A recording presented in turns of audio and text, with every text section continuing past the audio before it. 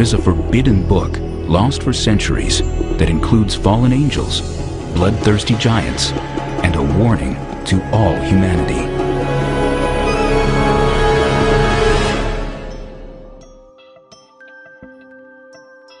The Book of Enoch is a highly controversial and convoluted subject, enveloped in a dizzying haze of Ethiopian tradition, occultic mythology, esoteric mysticism, and uneducated assumption. The personage of Enoch himself is ambiguous at best, leading many people to conjure up wild speculations concerning who he was, where he went, and what exactly he wrote. Though the Bible reveals very little about Enoch, the writer of the book of Jude boldly quotes verbatim from one of the works ascribed to him. The argument of whether or not the Book of Enoch should be canonized and included in the Bible is irrelevant.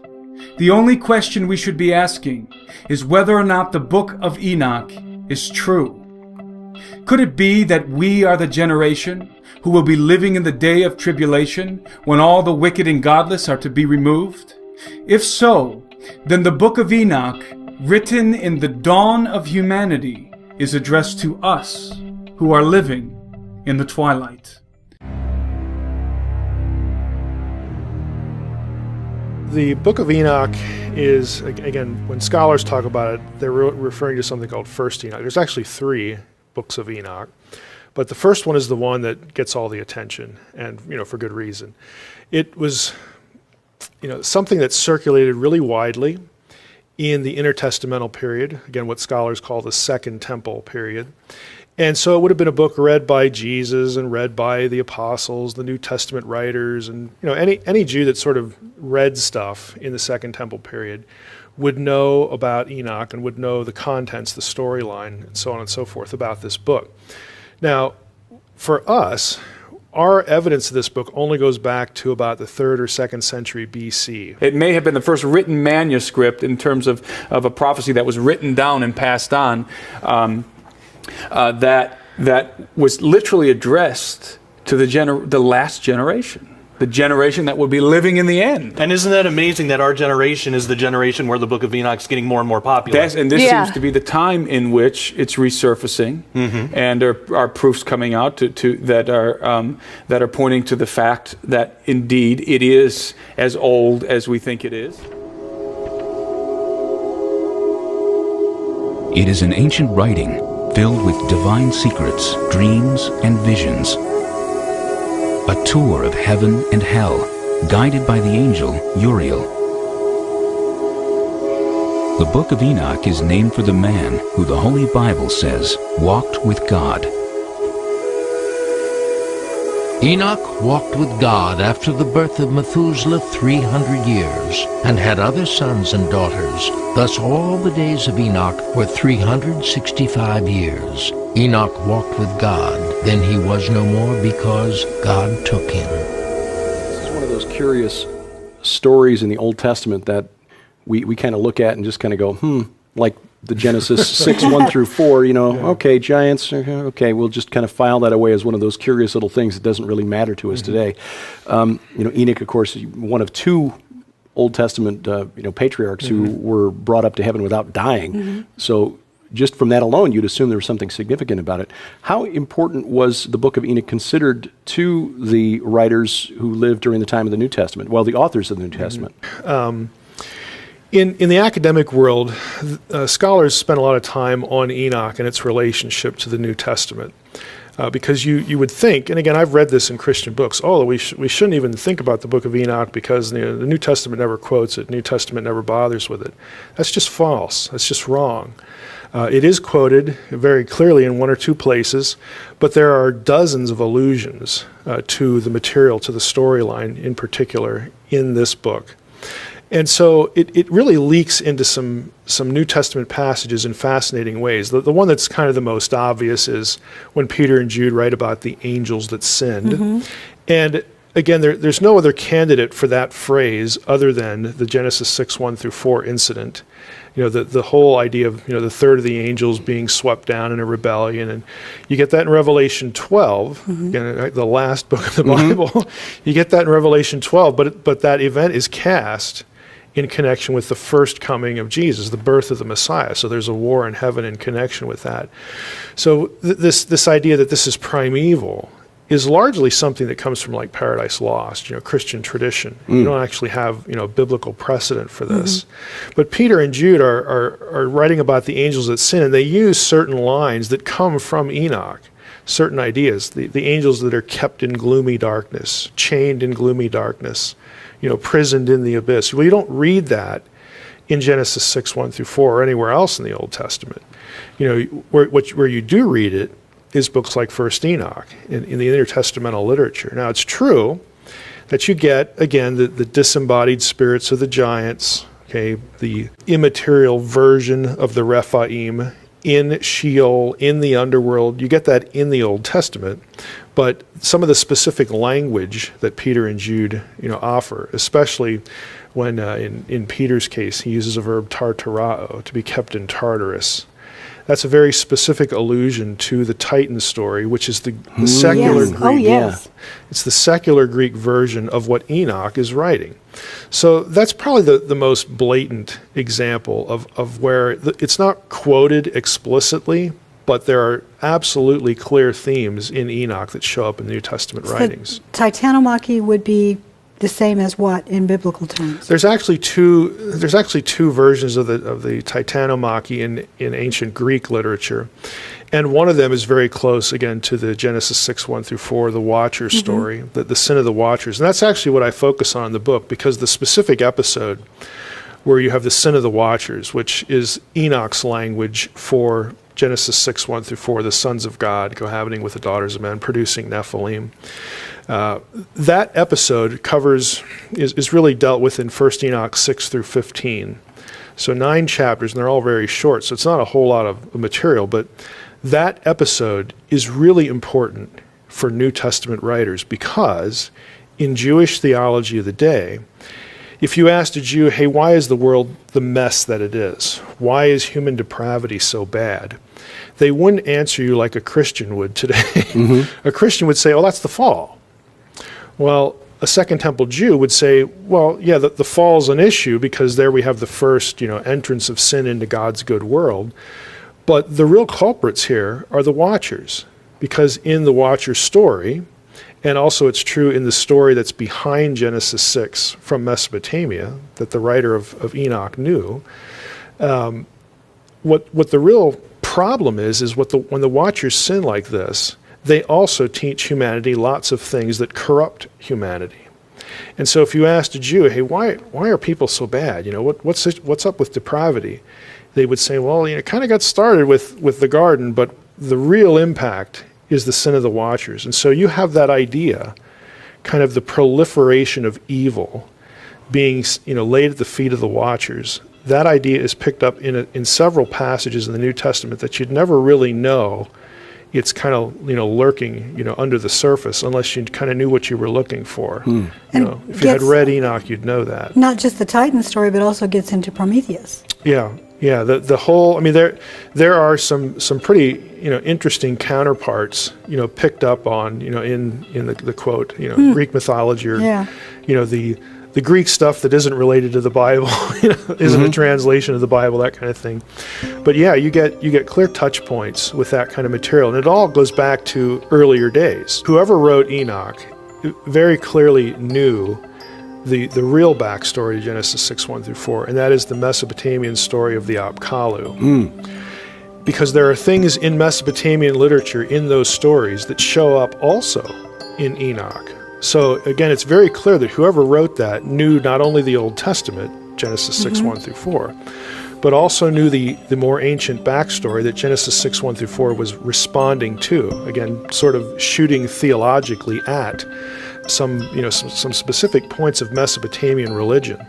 So whoever wrote Enoch knew all that stuff and puts it all together in their work, and then Peter and Jude and other New Testament writers, dip into it either quotation-wise or allusion-wise. And so you actually get, it sounds really odd, but you actually get in a Jewish work from the time of Jesus, you get preserved the original context for why Genesis 6:1-4 is even in the Bible. This version of the fall of the angels was very popular in its day and maintained popularity for centuries to come. When we look at Dante's work on the Inferno, it's largely out of the material in Enoch. When we look at various snips of the New Testament, Enoch seems to be in play. In Corinthians, when Paul talks about women covering their hair so the angels won't be seduced and tempted, it goes back to the fallen angels tradition. With its lush descriptions of heavenly powers and the horrors that await evildoers, even angels, Enoch was one of the most popular books among the early Christians. We know that some early Christians considered the writings of Enoch to be authoritative, to contain actual revelation from God. So, because some people thought that, some influential people thought that, the book was used as you would use other books of the Bible. Could the reason for the Bible's ambiguity concerning Enoch be due to the fact that his story was already thoroughly chronicled elsewhere in Scripture? This seems likely. If Enoch, the seventh from Adam, is indeed the author of a book, it would have been written long before the book of Genesis, which is generally thought to have been penned by Moses, or by an anonymous author after Moses. The writer of the book of Genesis, whoever he was, would have had no need to retell the story of Enoch had it been already recorded in detail and widely disseminated, especially if it were written by Enoch's own hand. It is plausible, then, that the book of Enoch may have provided the foundation for much of the narrative of not only the book of Genesis, but the entire Bible, both Old and New Testament, and may well be the very first, certainly the very earliest, record of human literature. In light of this information, it is apparent that the most credible version of the book of Enoch is unquestionably 1st Enoch, since it was written long before the birth of Christ and contains prophetic revelation concerning him. Because of this, we can decisively confirm or deny the validity of 1st Enoch based on the accuracy of its prophetic revelation and the doctrine of its theological content, juxtaposed with the teachings of Jesus and his disciples. The writer of the book of Jude, as mentioned earlier, boldly quotes verbatim from the book of Enoch in the context of prophecy. Now Enoch, the seventh from Adam, prophesied about these men also, saying, Behold, the Lord comes with 10,000s of his saints, to execute judgment on all, to convict all who are ungodly among them of all their ungodly deeds which they have committed in an ungodly way, and of all the harsh things which ungodly sinners have spoken against him. Nevertheless, by 500 AD, despite widespread popularity and endorsement by many early church personalities, the Book of Enoch was virtually purged from the face of the earth at the hands of the satanic priesthood of the Roman Catholic Church. The Book of Enoch, perhaps the very first book ever written by the hand of a human being, proclaims the undisputed lordship of the Son of Man and prophesies with articulate clarity his millennial reign at the end of the age, in accordance with Jesus' own words and the teachings of the apostles. Before all other known manuscripts, the Book of Enoch designates the coming Messiah as the Anointed One, the Righteous One, the Elect One, and the Son of Man. The term Son of Man is an explicit title, not a descriptor, and the one that Jesus most often used when referring to himself. And yet this term, employed as an explicit title, is nowhere to be found in the pages of the Old Testament, except perhaps on one occasion in the book of Daniel. However, it is the dominant title designated for the Messiah in the book of Enoch. When Jesus claimed to be the Son of Man, he was not saying that he was merely a Son of Man, but the Son of Man. What is the determining factor for inspired prophetic text, if not the testimony of Jesus Christ? We know that the whole Bible, cover to cover, testifies of Jesus, the Son of God, even in ways we haven't yet figured out, and is verified by the very truth of its testimony.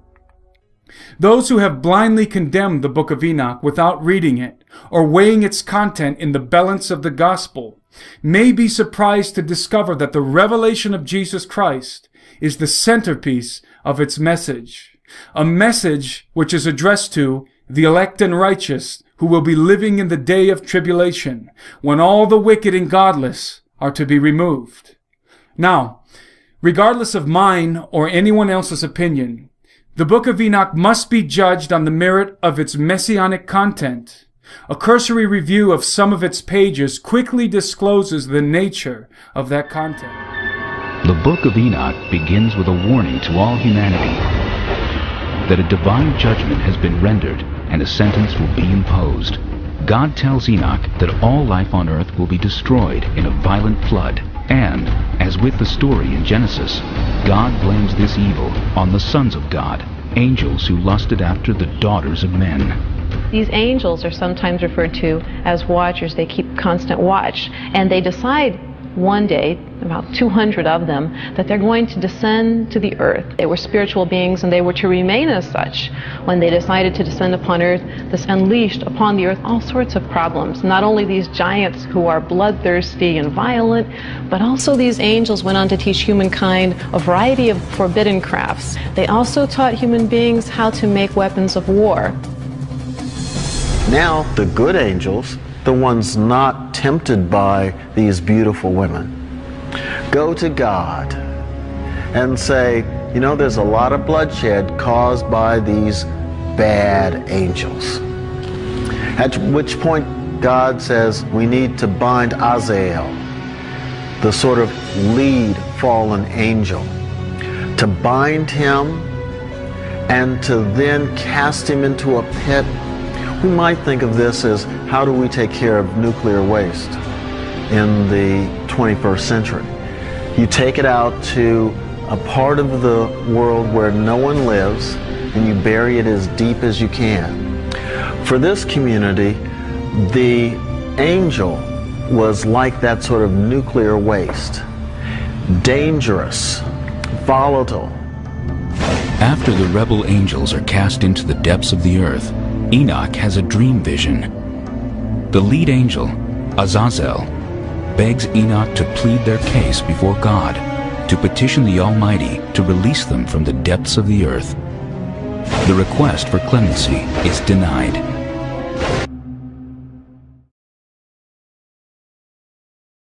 The cover-up has always been to keep this biblically relevant topic out of the minds of the people, so at an appropriate time in the future, they can claim whatever they want to claim, and they'll claim anything and everything apart from the true biblical origin of giants.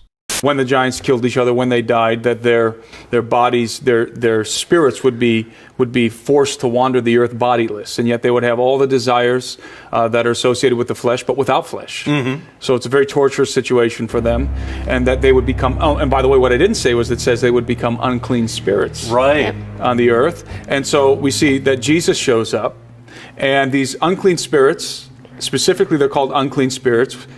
They recognized him immediately. Mm-hmm. They recognized him because part of their judgment was that at some point in time, at the end of the age, they would be judged. Mm-hmm. That the day of their judgment was pending.